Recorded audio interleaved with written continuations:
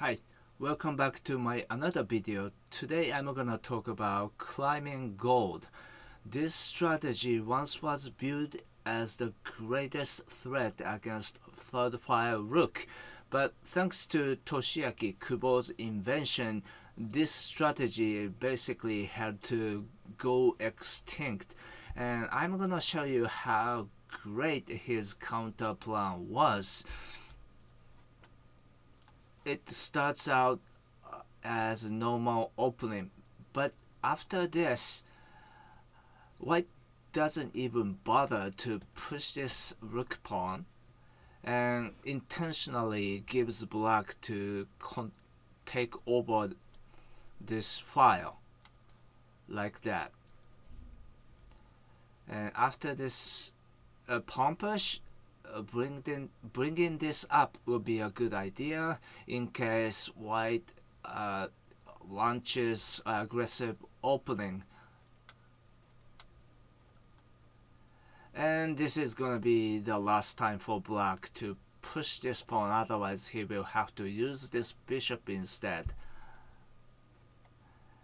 And then rook to 7-6 will be fine. And you might wonder what about pawn push to 6-5, but that's okay. Thanks to this bottom silver, bishop trade is actually welcome to black, and this is one of the main idea of this counter plan, so nothing serious happens. And after this bishop drop, black calmly drops back to protect this knight, and bishop drop to 5-5 will be great, and white will have to defend, but then this pawn push is strong. Now white is in a trouble defending the square, so this rapid attack will be fine, and this pawn push is a little overplay, so black will have to, white will have to keep castling. And like that. And this is gonna be the main subject of this video. The well-balanced strategy is very good against the piece drop for now, and white can also use this gold for offense. And it's good idea to push this edge pawn instead of knight to 7-7. For example, if black use this knight too soon, then this rook can be trapped. That's actually the idea of this structure, so black needs to be careful. And after seeing this, the rook doesn't belong to this square anymore, so rook to 7-8 is a good idea, Kubo says. And if white pushes this pawn now, black can open up the diagonal to offer the bishop trade, because basically the white structure is still under the construction, not the best shape. So once piece drop happens, the game will shift towards king safety and piece drop, right? So white will have a tough time to balance his structure out. But anyway, he would have to accept the trade, and silver recaptures. If he takes the pawn, rook recaptures. If silver comes out, black calmly drops back, and black will be better. Obviously, he can't take this pawn by the silver, right? But if pawn takes it, bishop drop to 5-5 will be great. But if he tries to defend by dropping the pawn, then black can obtain the pawn, so black has more option and initiative is on his side. If black if gold comes out, then black can simply ignore this and take this pawn instead. And the same reason, white can't take this pawn by either of these two, so he would take this rook. Then pawn promotion is strong. Black can create a strong attacking base right here. He would attack by this bishop drop, but it's okay, he doesn't have a knight in hand yet, so black can defend like that. And white would accept the trade and pawn recaptures. If white insists on attacking like this, then black can do something cool. The focal point pawn drop. If gold takes it, his attack will slow down, so he has to take it by the bishop. Then the bishop is not on the line anymore, so black can drop the bishop to 6-4, attacking the rook and the square. If rook runs to 8-4, then he's gonna lose lance. So rook to a3 is a good idea. If black takes the lance, he's gonna lose that attacking base. And before he does something, so he can reactivate the bishop to attack his bishop. If he takes the promoted pawn, then black can promote the bishop. And after this promotion, Kubo says, don't take this horse and instead drop this pawn to 6-4. Yeah, I was kind of surprised to see this, but he says this is more effective. He would try to save the horse, then black can take the rook. Even if black is gonna lose the horse, it's still great, according to him, because this drop is effective. It's attacking these two goals, right? If white tries to save this, black can sacrifice the pawn, promoted pawn, to 5-2. If he takes it, silver drop to 4-1, right? So that's strong. And all the way back to right here. Of course, white can play go to 8-4, and then there is a second secret idea, which is go to 6-7. If white pushes this pawn, if he decides to wait, the game is going to be officially slow, because go to 7-6 is a cool move. It's creating stronger defense line around this file, so this can neutralize these generals. So both players will develop their generals like that, and black's idea is to bring this silver all the way to the right, to 4-7, to create silver high mino castle. It's going to be a pretty solid defense. So white would want to avoid this situation if he wants to keep initiative. So actually white will have to push this pawn now. This time black can take the pawn. After gold recaptures, then again black can offer bishop trade. After this trade, silver recaptures, and he would block the rook by the pawn drop, and black can take the pawn. If silver takes it, obviously this bishop drop will be fine, right? black can create a horse, so gold would recapture the pawn. Then black can reactivate the bishop, going for climbing server on this file. Blocking this server by the pawn drop would be a great idea, but the black can still keep going. If white takes it, silver recaptures. Now black is taking over the file. This pawn is attacked by these two pieces, right? So he would try to break through the file now because it's unprotected. But black can simply ignore it. And he even ignores the promotion. Instead, he's gonna take this gold. And before black takes this silver, Kubo says black can use succeeding pawn drop strategy.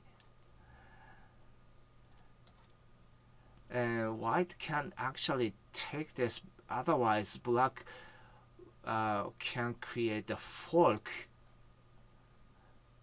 Actually, the bishop to 6-6 is also a threat maze, so black can win the game if white takes this pawn, so he has to move back, and then black can win the silver.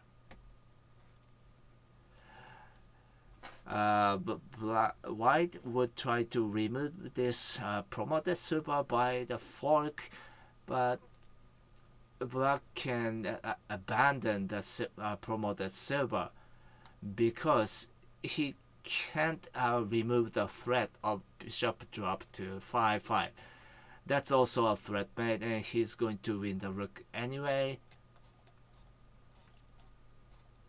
So this is going to be a pretty nasty situation for white if white decides to keep going. Even if he takes this silver, it's going to be good for black because rook can recapture the gold. And take a look at this material. He has only one pawn, right? So if he drops the pawn to 7-4 to kick the rook, for example, rook can simply run, and the threat of bishop drop to 5-5 remains. So he will have to drop it to 7-3 instead. Then black calmly takes this pawn. If rook takes this pawn, the same thing will happen. A bishop drop to 7-7 is a threat mate. Also, it's going to attack the rooks. So white is in a huge trouble right here. So all the way back to this position, white would sacrifice the pawn first. This time, silver can capture the pawn. And after this movement, white would drop this bishop to attack the gold, and rook to 6-8 is a good idea. Now, black is taking over the file this time. Even if he tries to resist, this pawn drop is simply strong. If white offers the trade, black can accept it.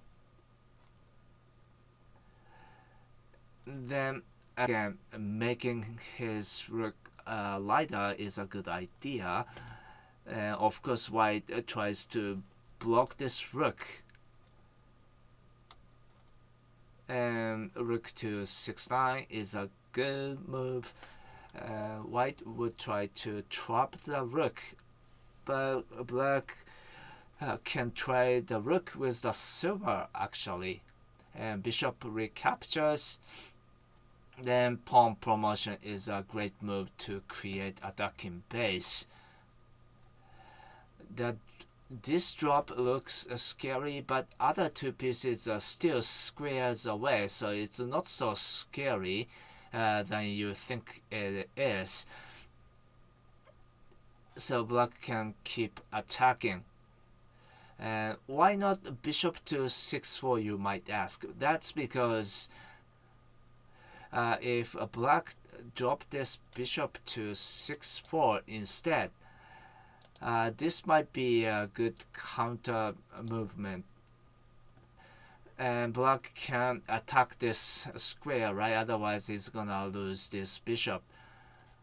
So that's why bishop drop to 7-1 is a better move. And he still tries to resist. So obviously black can't attack the square now, right? So he will be forced to promote his bishop to 6-2 instead. But this is still a good move. And after seeing this, black needs to defend. And what is he gonna do? Actually, this is very important. White can still keep attacking, right? But thanks to this bottom pawn, black can drop the silver to 4-8 to kick the horse. Without this pawn, white can trade the horse with the silver and then drop the silver to 3-9, right? So that's the idea of this bottom pawn. That's really important. And this is where the book line ends. And from this point forward, that's going to be my guess.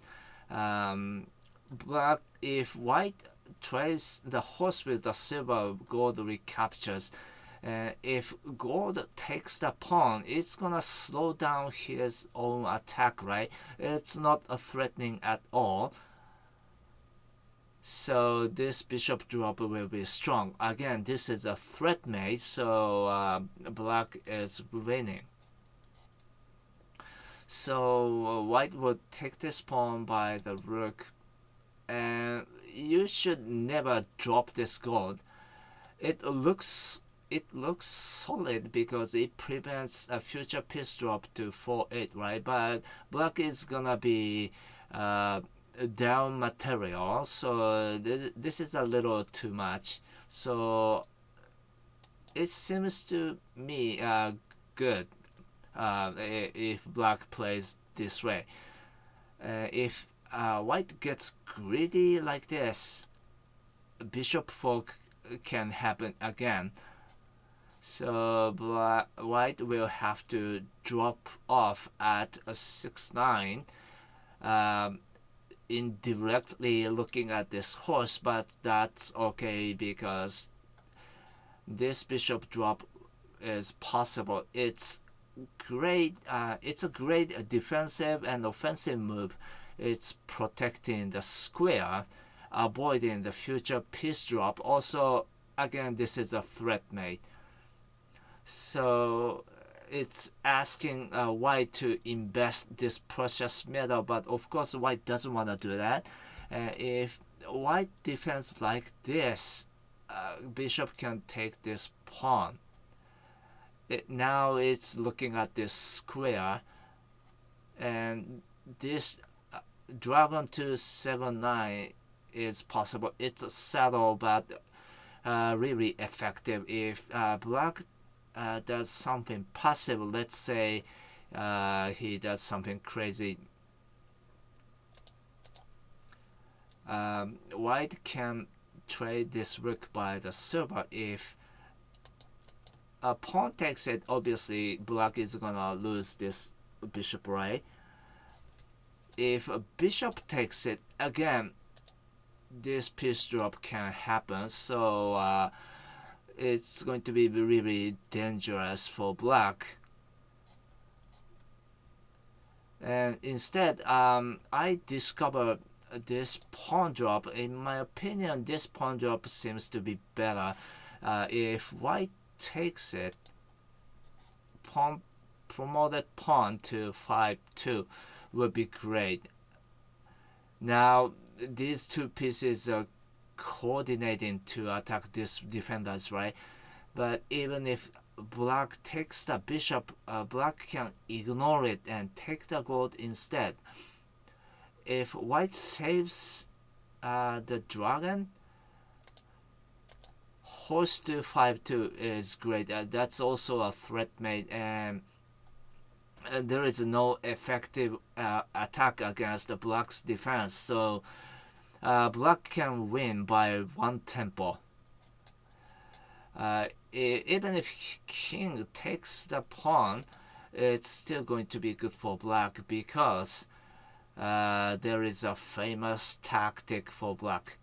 Black can create this beautiful position, a brinkmate position. So it's still good for black.